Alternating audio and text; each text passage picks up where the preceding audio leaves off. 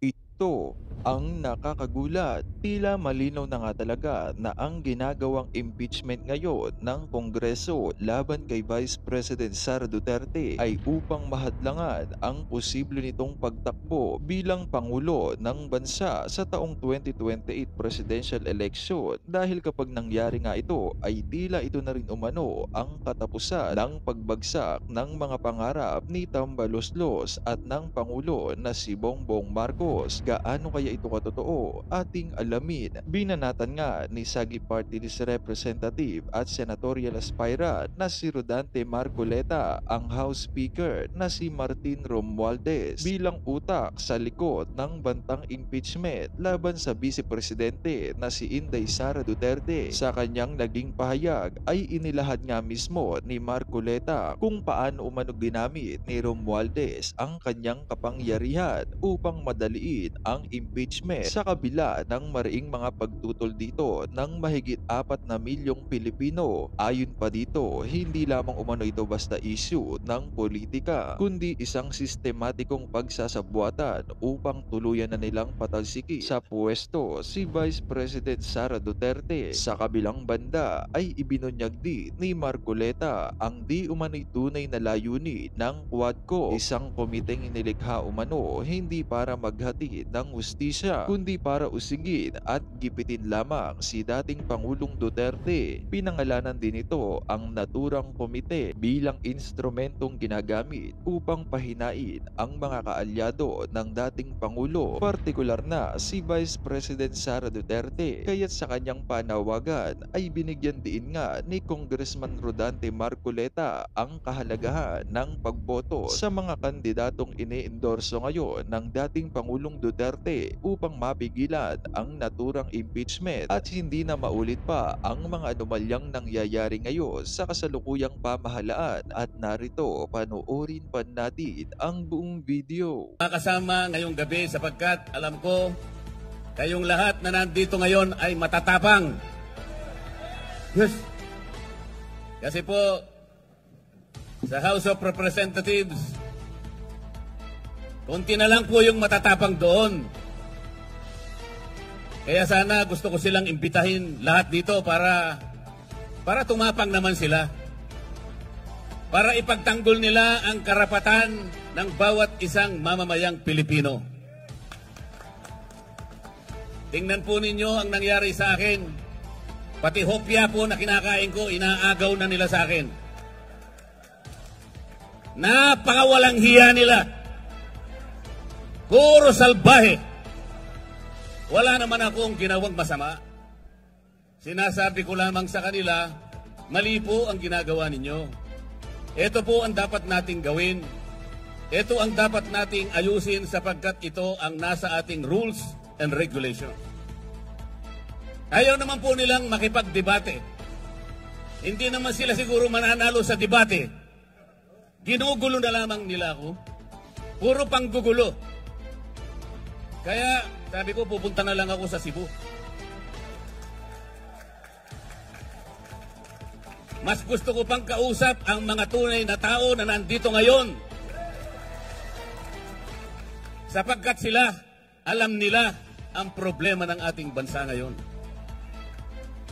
Ang presyo po ng bilihin ngayon, lalong-lalo na po ang pagkain, masyado na pong mataas. Kawawa na po ang ating mga kababayan, lalo na po yung nasa panig ng mahihirap. Hindi po nakikita ngayon ang problema na yan. Kaya lalong lumubha ang kahirapan sa ating bansa dahil sa korupsyon. Lubog na po tayo sa korupsyon ngayon. Kaya humirap ang ating buhay. Tingnan po ninyo, halos 30% po ng pera ng bayan ay napupunta lang sa korupsyon. Ano po ang epekto nun? Pati education nagsasuffer. Pati public health nagsasuffer. Sinasabi ko po sa kanila ito. Ngunit, imbes na pakinggan nila ako, itinuring nila akong kalaban. Kalaban nilang lahat. Tinanggalan po ako lahat ng committees sa House of Representatives. Ipinaglalaban ko lang naman na ibaba natin ang presyo ng kuryente sa bansang ito. Tinanggal po nila ako. sa Committee on Energy. Inobjekan ko po yung bill na sinusulong nila doon sa Nordeco, sa bandang Mindanao, at doon sa Samselco, sa Zamboanga City. Ang sabi ko, pagka inapprove nyo ang bill na ito, lalong tataas ang presyo ng kuryente sa bahagi na yan ng Mindanao. Ayaw po nilang maniwala. Lahat po ng mga panukalang batas na ifinail ko na 10 bills, hindi po nadinig yun. Ayaw nila. Wala silang pakialam sa inyong kapakanan. Ang gusto nila siguro, tumaas ng tumaas ang kuryente sa ating bansa. Alam po ba ninyo kung ano yung pinapangunahing layunin ng batas sa kuryente? Ang sabi ng batas, let us ensure the delivery of affordable rates of electricity to every Filipino. Affordable. Sa Bisaya, barato. Barato ba ang presyo ng kuryente sa Cebu?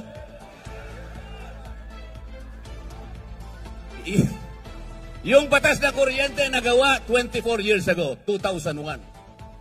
The underlying objective is to bring down the prices of electricity in this country. It did not happen after 24 years. Bakit pa tayo gumawa ng batas kung yung pinakalayunin hindi naman natutupad? Tayo na po ngayon ang pinakamataas ang kuryente sa buong Asia. Yan po ang totoo. Kaya humirap na ng humirap ang ating buhay. Ako dahil ako'y nakikipaglaban sa karapatan at sa katwiran, wala na po akong committee ngayon. Pati po yung aking mga allowances, tinanggal na rin po. Pati po yung aking membership sa Commission on Appointments, tinanggal na rin po. Pati po yung mga pinadadaan sa akin na pantulong sa mga may sakit, yung mga guarantee letters na binigay namin, yung mga pondo namin sa ospital, biglang finraise po lahat. Gusto nilang parusahan si Dante Marcoleta. Hindi po ako ang napaparusahan, yung kababayan po nating may sakit na gusto nating tulungan.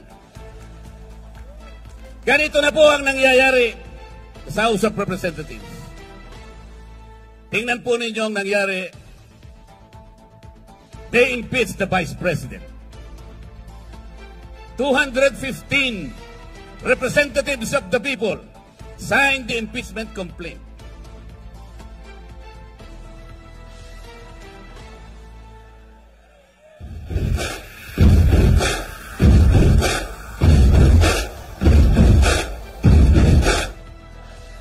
Walang basihan ang impeachment complaint.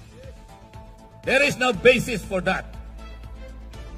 Tinangka nilang usisain yung confidential funds daw ng Vice President. I asked them, okay, kung gusto ninyong umpisahan ang pag-iimbestiga ng confidential funds, bakit ito lamang opisina ng Vice President ang iniimbestiga ninyo? There are more than 400 offices and agencies of government which are recipients of confidential funds. And they too were notified by the Commission on Audit to submit some kind of requirements. I asked them, ipaliwanag nyo nga bakit in-isolate nyo, why did you only target the office of the Vice President? Why? Wala po silang sinasagot sa akin. Ayaw nilang sumagot because they cannot explain. Then I told them, bakit kayo ang nag-audit? Tayo na ba ngayon ang Commission on Audit? Ayaw nilang sumagot. I told them, the last time I checked, there is only one office tasked by the Constitution to perform audit and investigation of the expenditures of public funds. Only the Commission on Audit. Nothing more and nothing less. Sabi ko sa COA, Mr. COA, ayaw sumagot ng mga kasama kong magagaling. They cannot probably explain why they usurp your responsibility. Kayo ang sumagot. Bakit ninyo sinurrender ang inyong tungkulin dito sa komisyon, dito sa komite na kung tawagin ay Committee on Good Government? Actually, Committee on Bad Government yun. Sabi ko sa COA, meron pa bang opisina bukod sa inyo ang binigyan ng karapatang mag-audit? Ang sagot ng COA, wala na po. Ibig nyo sabihin, exclusive kayo dito? Opo. Eh bakit ninyo binigay sa House of Representatives ang tungkulin ninyo? Yung audit po, nag-uumpisa lang mag-audit. Initial findings pa lang. Wala pang conclusion. There is no finality of judgment. Everything else is questionable. Everything else is assailable and appealable. Pero kinuha ng House of Representatives. Paano nangyari ito? Ayaw po nilang sumagot. Isang tao lang ang nagdidikta sa House of Representatives. Napapirma niya ang mahigit na 200 na kasamahan ko sa House of Representatives. Paano nangyari yun? Did the more than 200 representatives consult their constituents kung pipirma sila o hindi? They did not consult anybody. Sila lang ang desisyon kasi mawawalan daw sila ng projects. Mawawalan sila ng akap. Mawawalan sila ng ayudang ibibigay para sa ganon ipamigay sa mga botante na akala nila'y mabibili nila ang boto ninyo. Sa mga matatapang na mamamayan ng Cebu, kung kaya po ninyong huwag tanggapin, huwag po ninyong tanggapin. Kung kaya po na huwag tanggapin, huwag tanggapin. Dahil ito lamang ang magsisilbing sampal sa kanilang mga mukha. Gusto kong sampalin ninyo ang kanilang mga mukha. Binibili nila kayo, iniinsulto nila kayo. This is not how to serve the people. Hindi ayuda ang gusto ng tao. Ang gusto ng tao, you provide the conditions to grow the economy, magkaroon sila ng trabaho, mabuhay sila ng marangal. Yun ang gusto ng tao. Yun ang gusto ng tao. About a month ago, a group of people converged in Luneta and elsewhere in the parts of this country, generating more than 4 million people in that peace rally. That was 1 month ago. Alam po ninyo yan. Ang pakiusap ng grupo na yon, magkaisa ang Pilipino, magkaroon ng kapayapaan para harapin natin ang malalaking hamon at problema ng ating bansa. Ipinakiusap sa rally na yon, huwag tayong mag-awak kakawatak-watak. Huwag na po nating ituloy ang impeachment sapagkat ito ang simula ng pagkakawatak-watak ng Pilipino. It was a peaceful rally. Nakiusap ang mahigit na 4 na milyong Pilipino. Ito lamang ang paraan para sumulong ang ating bansa. Hindi pinakinggan ang boses ng ganong kalaking bilang ng mga tao. The Speaker of the House of Representatives defied the voice of the people.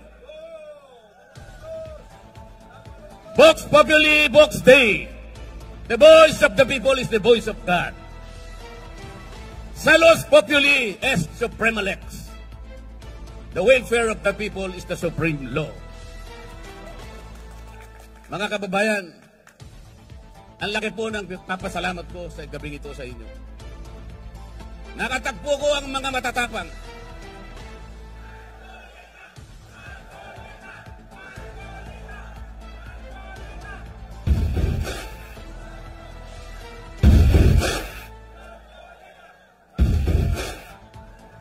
Tonight, let us make a solemn vow.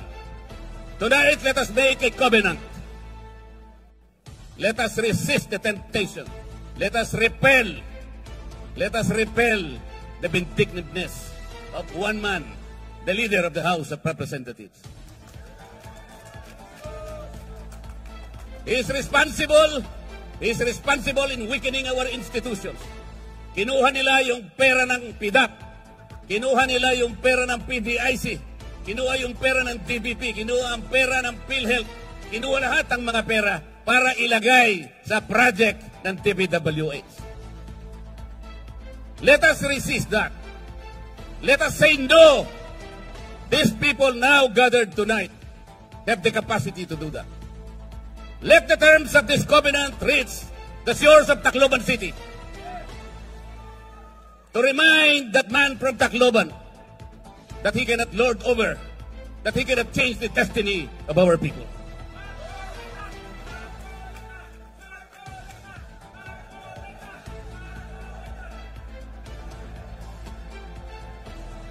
They want to impeach the Vice President because he wants to become Vice President.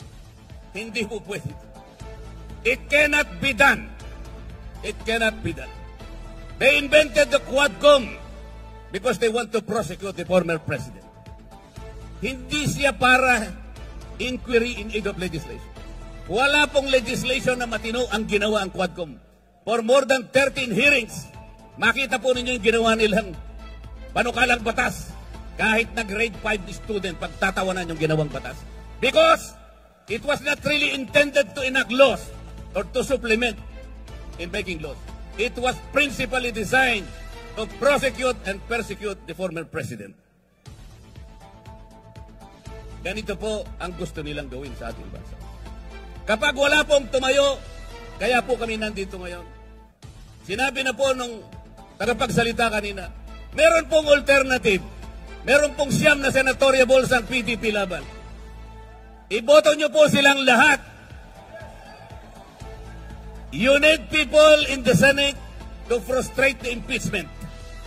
Kapag ka po hindi kami nakarating doon, they will find the Vice President guilty. Ganun po ang mangyayari. It's a numbers game. Kaya po nakikiusap kami. Please send us to the next Congress. And we will fight for you. We will fight whatever it takes. Para sa inyo po. Kung walang magsasalita ngayon, our country will go to the dogs. Yun po ang mangyayari. Pasensya na po kayo kung medyo masakit po ang sinasabi ko. Pero ang kakapal naman nila, hindi naman yata tinatablan yung mga mukha ng mga tao na yan.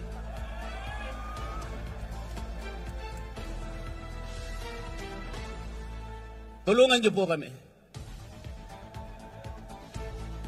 At bago ako magtapos, meron po akong ibubulong sa inyong lahat.